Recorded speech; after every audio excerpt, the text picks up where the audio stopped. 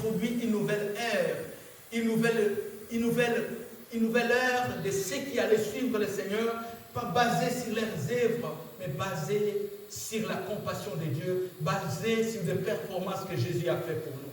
Nous ne suivons pas Dieu aujourd'hui à cause de nous, parce qu'on n'est pas bon, nous.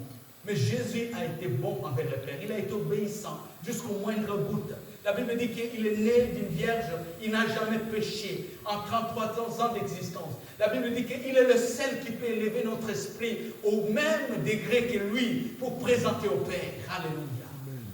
C'est pourquoi nous le suivons, parce que nous n'allons pas au ciel à cause de nos œuvres. Nous entrons au ciel gratuitement à cause de l'œuvre de Jésus. Alléluia. C'est pourquoi nous venons à l'église pour le servir. Nous venons à l'église parce que la grâce, c'est bien que la grâce elle est gratuite, mais il y a des choses qui font qu'on se positionne pour vivre la grâce de Dieu. Et la Bible est en train de dire quelque part, ne vous privez pas de la grâce de Dieu. C'est en venant à l'église que cela renforce notre foi, en lisant la parole de Dieu, en adorant le Seigneur, en le louant, en le remerciant dans le moindre détail. Dis bon, hier il a fait beau. Alex Manil est allé même jusqu'au Vergnon dans le vélo. Il s'est même baigné dans le lac, gloire à Dieu. Je ne sais pas, l'eau était quand même un peu froide. Il faut attendre un peu. Il faut attendre un peu. Je pense au mois de juillet ou août. Le lac est tellement froid qu'on s'est plusieurs fois baigné avec un groupe de frères vers Tonolba. Gloire à Dieu. Gloire à Dieu, quand je regarde l'Écriture, la nouvelle alliance est une alliance qui nous a introduit, non pas les jours où on apporte les 10 lois, il y a 3000 morts. Mais la Bible dit que le jour où le Saint-Esprit arrive, il y a la loi qui est la loi du Nouveau Testament, la loi de la faveur. La Bible dit qu'il y a 3000 personnes qui étaient remplies du Saint-Esprit, gloire à Dieu, alléluia. 3000 nouvelles naissances qui étaient sur le riz de Jérusalem. Et à l'époque, vous savez, les gens venaient de l'Éthiopie, les gens venaient du côté des hellénistes, ils venaient de la Turquie, ils venaient du Liban, de la Syrie, ils venaient même du côté de l'Iran. Les Juifs, ils venaient partout, même les gentils. Ils partaient à Jérusalem pour adorer. Et c'était la fête des tabernacles. C'était la fête, une grande fête. Il y avait beaucoup, c'était une grande fête où toutes les nations étaient rassemblées en Israël. Et du coup, un Éthiopien attendait les disciples prier dans la langue de l'Éthiopie. Et un Turc entendait les disciples parler sa langue d'une manière aussi indélébile. Il y a eu 3000 personnes qui étaient nées de nouveau ces jours-là. C'est ça le mystère. 3000 personnes dans l'Ancien Testament qui étaient mortes à cause de la loi, pour nous dire que nous, nos performances ne valent rien. Nous, la bonté que nous avons ne valent rien.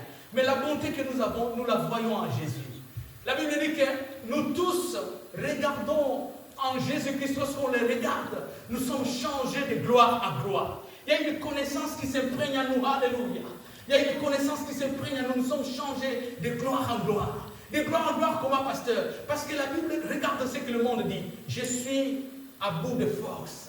Mais quand tu sais que tu as le Saint-Esprit en toi, tu ne peux pas dire que tu es à bout de force. Oui, cela peut être, ça veut être vrai qu'on est à bout de force. Mais lorsque le Saint-Esprit est en nous, on fait plus confiance au Saint-Esprit qu'à nos propres performances. Alléluia. Amen.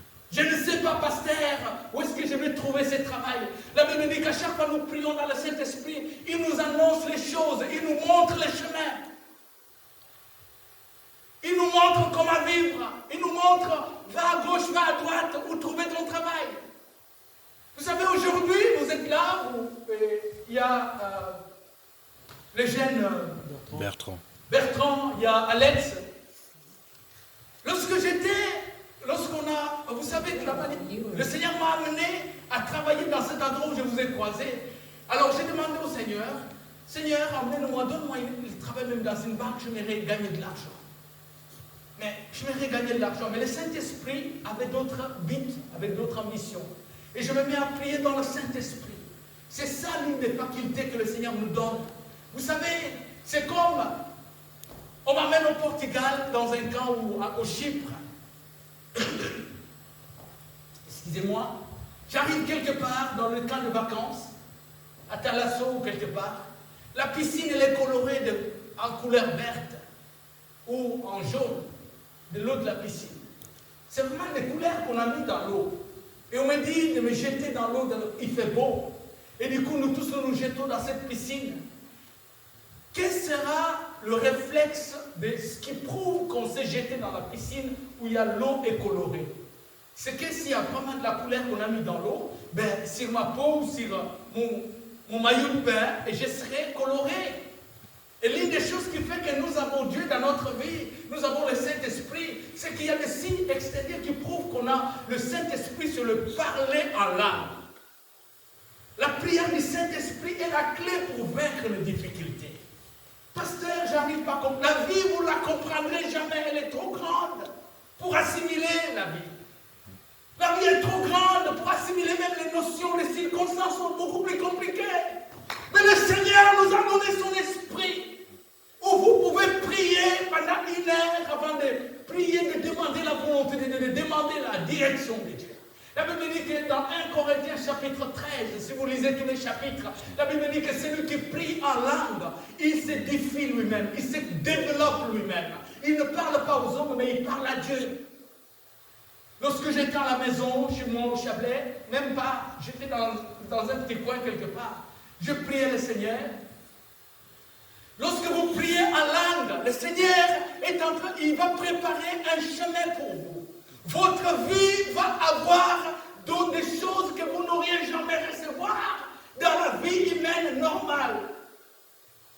Dieu est réel, frères et sœurs. Dieu est réel. Il sait que dans 2 ans, vous aurez besoin d'une telle bagnole.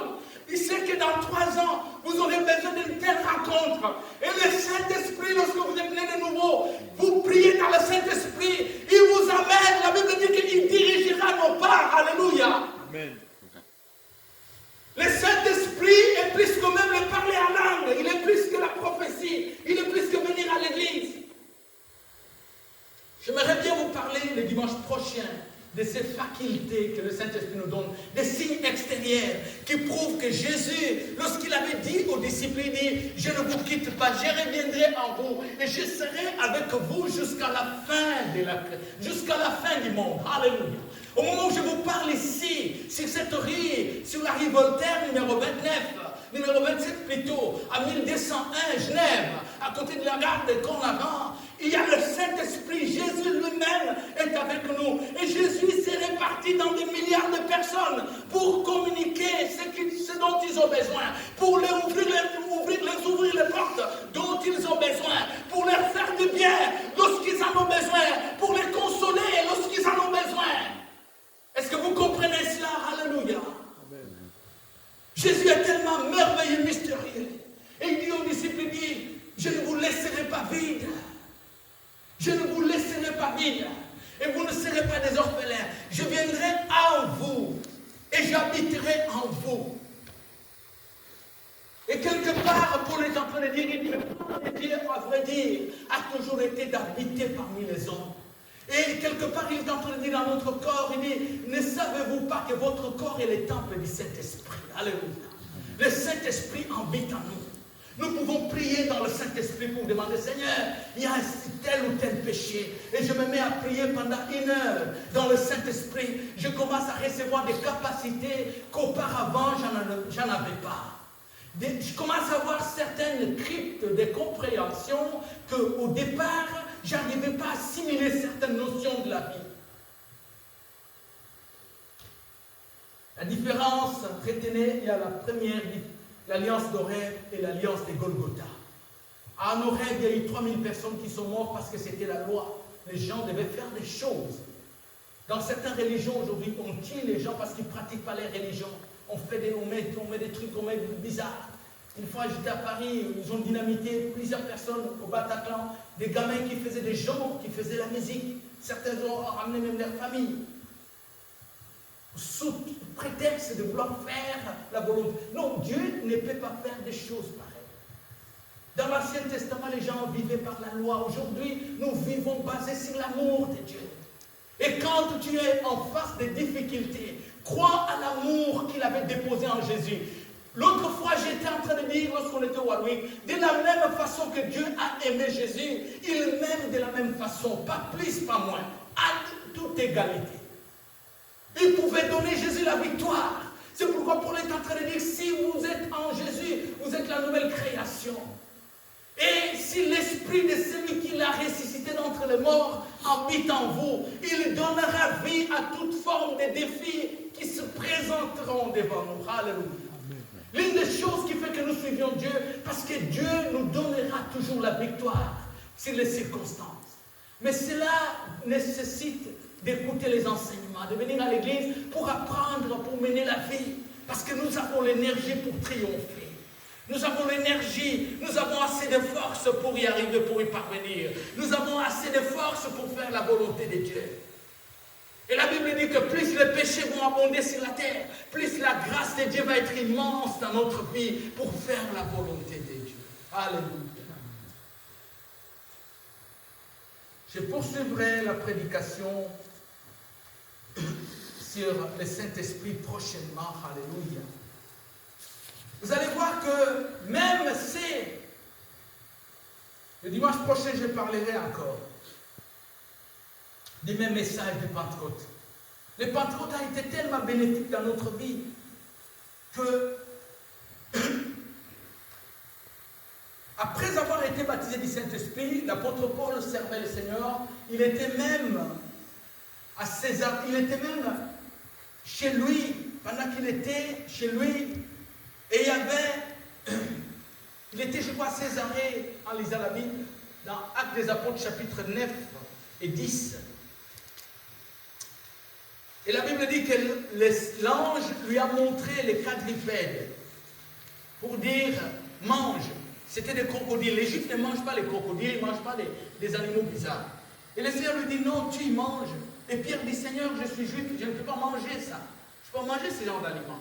Et le Seigneur lui dit non, appelleras-tu impur ce que Dieu a désormais appelé pur? Et Pierre lui dit mais Seigneur, c'est quoi ça? Et quelques temps après, il y a eu un messager qui est venu pour lui dire, il y a le général, un corps d'armée, à l'époque, ils étaient dominés par les Romains.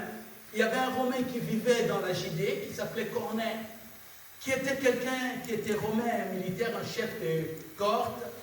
Et ce Corneille, tout ce qu'il vivait, c'était, il servait le Seigneur, il donnait de l'argent, il partait construire des synagogues. Il était quelqu'un, il gênait et il priait, il faisait de bonnes œuvres. Et le Seigneur avait décidé que Corneille puisse avoir le Saint-Esprit par Paul. Je parlerai le dimanche prochain pour dire, le Saint-Esprit, on peut l'avoir même sans avoir été baptisé d'eau du Saint-Esprit. D'eau, avant le baptême d'eau. Et Pierre est venu, et le Seigneur envoie Pierre jusque chez Corneille, et il a été la première personne en Judée. Parce que toute l'église, à l'époque, il n'y avait que des Juifs. Et ce Corneille a été la première personne, et l'église s'est ouverte auprès des païens. Il a été la première personne qui était une nation étrangère, un citoyen qui vivait en Judée, qui était chef d'armée, qui représentait le royaume de l'époque, la principauté, qui représentait le prince de Rome. Et la Bible dit qu'à cause des œuvres et des offrandes, ils sont montés devant Dieu et Dieu a envoyé Pierre. Et Pierre arrive dans sa maison, il le prie sans les amener, sans avoir à les amener dans le eau du baptême. La Bible dit que tous ils furent baptisés du Saint-Esprit. Le baptême du Saint-Esprit est le signe qui prouve que Dieu ne traite pas avec nous par des performances, mais il traite avec nous basé sur l'amour qu'il avait déposé en Jésus. Et quiconque croit en Jésus est pardonné gratuitement. Quiconque croit en Jésus, il reçoit le Saint-Esprit gratuitement. Et Paul disait, quand l'apôtre Pierre est en train de dire, lorsqu'il était en train de prêcher la bonne nouvelle, après que le Saint-Esprit soit arrivé aux chambres hautes, il était en Jérusalem, il prêchait partout. La Bible dit qu'il avait rencontré un estropié, ils allaient dans le temple. Dans Actes des Apôtres, chapitre 4, ils allaient dans le temple. Ils allaient dans le temple. Et ils ont croisé un homme qui demandait de l'aumône. Et ils ont dit, nous n'avons ni argent ni or. Et tout ce que nous avons été donné, c'est le nom de Jésus. Prends ton lit et marche. Et la personne a commencé à marcher. Et les gens les regardaient bizarrement. Ils regardaient Pierre bizarrement. Avec l'autre apôtre, ils les regardaient bizarrement. Et la Bible dit que Pierre leur a dit, pourquoi vous me regardez comme si c'est ma justice qui a produit quelque chose? C'est la foi que nous avons au nom du Fils de Dieu, au nom à ce Jésus que vous avez crucifié. Ce n'est pas ma justice qui a fait que cet homme marche. Ce n'est pas votre justice qui fera que cette porte s'ouvre. Ce n'est pas votre justice qui fera que vos circonstances changent. Mais c'est la foi au nom du Fils de Dieu. Le nom de Jésus. Alléluia. Est-ce qu'on peut acclamer le Seigneur? On va s'élever pour remercier le Seigneur. Seigneur, nous te remercions pour ce dimanche. Nous te remercions pour ces messages. Alléluia.